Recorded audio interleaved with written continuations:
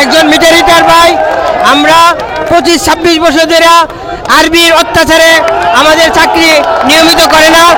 আমরা আরবির কাছে জিম্মি, আমরা রেডিং করে বৃষ্টি ভেজে রৌদ্র ভিজে, কিন্তু আমাদেরকে আমাদের উপযুক্ত পারিশ্রমিক দেয় না।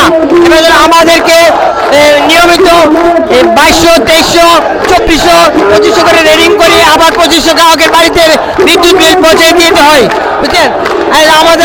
আমরা চাচ্ছি আমাদের চাকরিকে নিয়মিত করার জন্য। আমি আজকে দীর্ঘ 26 বছর ধরে চাকরি করতেছি, কিন্তু আমার চাকরি নিয়মিত হয় নাই।